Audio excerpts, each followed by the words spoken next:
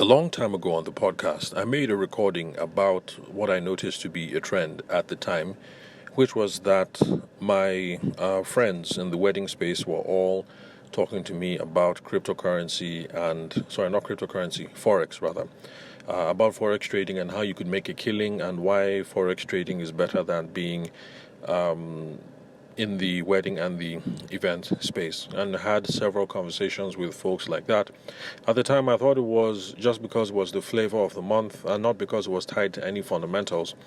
But just in case there were other people at the time who figured that Forex was going to be a viable way for getting an alternative income, I made the podcast recording at the time. Now, for those of you who are listening for the first time, what I said on the podcast basically, and what I wrote about on my Instagram handle, was that forex can be a viable way for alternative income to get some more money, and I guess it can outperform the returns that you get as a wedding industry professional, as a wedding photographer, or as a wedding planner. So yes, there is some truth there, but then you would have to have some intrinsic appetites for certain things. To be good at forex and making loads of money there, you'd have to be very good at studying currency pairs, because you're trading currencies in sets against each other. So you're thinking in terms of dollars, euros, or whatever it is that the currency that the Canadians use. So you're trading in currency pairs. You have to be good at understanding currency pairs. You have to be good at microeconomic analysis. That is things that are going on. Sorry, not macroeconomic analysis. Those are things that are going on in the country and in the economy as a whole.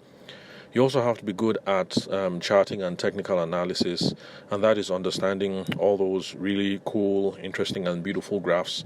All the wonderful graphs that traders have to use, basically, whether on the computer or over on sheets or Excel sheets or whatever it is that whatever tool that you prefer. And then there's also a certain measure of emotional resilience that requires when it comes to forex trading or commodities trading or any kind of trading whatsoever, because you place your order and then the price is going to vacillate, it's going to go up, it's going to go down, and you really need a strong stomach to be able to say, I have picked my trade, I'm going to let it run its course, this is the profit margin that I want, and I'm not going to stop the trade beforehand. So whether it looks like things are moving in your favor or whether things are moving against. And so because of that, my recommendation at the time was, if you do not have an intrinsic appetite for these sorts of things, studying currency pairs, looking at macroeconomic issues, charting and technical analysis, and if you're not emotionally resilient to say that, the market is moving against me, let me just stick to where I am, or the market is moving in my favor, let me take as much profit as I can quickly. So if you don't have the emotional resilience and the appetite for these sorts of things, my opinion at the time was, you're better off just learning how to sell. Improve your sales game and improve your marketing game, and you'll be a lot better for it. So stick to your current trade, stick to your current service, learn to sell more effectively, and then you will earn more money. And while you're doing that, you can now worry about becoming much more proficient in these other things like forex. Now, since I've made a podcast about this in the past, why am I bringing this up again? The reason why I'm bringing it up is because now we have a new flavor of the day. So the Forex thing has come and run its course, just like the Wonder Banks thing has come and it has run its course.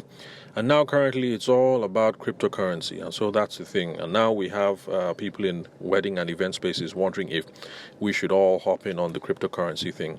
And my advice is still the same. For cryptocurrencies, you're going to require much more of a steep learning curve, because you have to understand blockchain technologies, how they're used, whether cryptocurrencies, Bitcoin, Ethereum, whatever it is, how they function as a store of value, what the secondary market on these things are like. You also might have to be involved in charting and technical analysis, and you're also going to need a lot of emotional resilience as well, because the volatility in cryptocurrency seems to be even much more than what you have in forex. So you can place your order today, to run your trade, and the price of Bitcoin is I don't know, let me just guess, maybe $20 today. Well, actually, it hasn't been $20 for a while. I think now it's in the hundreds, and then you wake up the next day and it's no longer in the hundreds. Now it's in the thousands. There's a whole lot of volatility, and there's a lot that you have to learn and you have to understand. And so my advice is the same.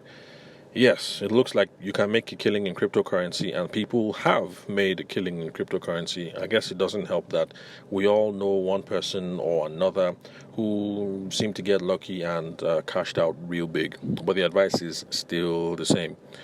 If you're going to get involved in cryptocurrency because you want to make a shitload of money, more than what you're making in the wedding industry, it's still the same. You need certain appetites and you need a certain measure of emotional resilience. Take your time, learn this thing properly before you jump in, and don't just think you're going to hop in and get lucky like this fellow or that fellow who hopped in and dropped 100k and then hopped out with 1 million in a week or something like that. So take your time, learn, and in my own opinion, let's get better with our current trade and our current service.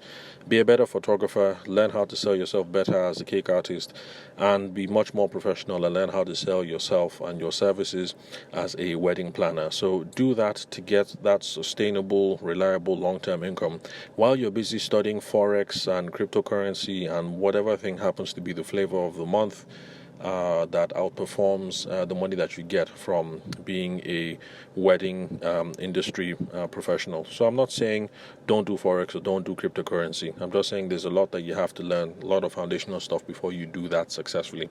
But in the meantime, let's try and learn how to sell, because that is what is going to serve us sustainably over the long term. And when we become much more proficient in all this financial stuff, the charting, the technical analysis, the speculating and all whatnot that is involved in these kinds of things, when we become much more proficient, and also when we have quite a bit more money, because whether we like it or not, when you're throwing money into these things for speculative purposes, you only throw away money that you have to lose. So if you need, I don't know, let's say 3M for rent and you need 2M for school fees, don't take that and then put it into cryptocurrency or forex or whatever. You need those 5M, for stuff that has been set aside. Because if you do that and you lose, then you're short for rent and you're short for school fees. So if you're going to do that, make sure that you've already paid your 3M for rent, your 2M for school fees, what else? I don't know, 2M for car maintenance. Forgive me, I'm just cooking up figures. But whatever it is that you need relative to your own lifestyle, make sure that money has been set aside, and then only play and only gamble with money that you can afford to lose.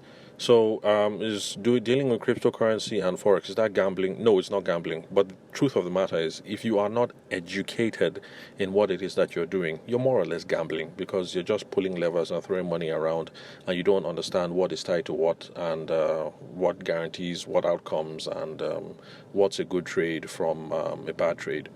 So, yeah, that's it. So, my advice will always remain the same. Today is cryptocurrency.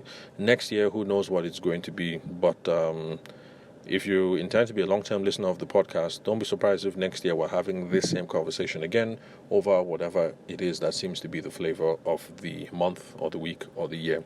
So thank you very much for listening to the Sales for the Nigerian Wedding Industry podcast. I'm your host, Abuja-based event and wedding photographer, Tabishima Ayede. Thank you very much for your time and attention. I'll catch you guys at the next recording.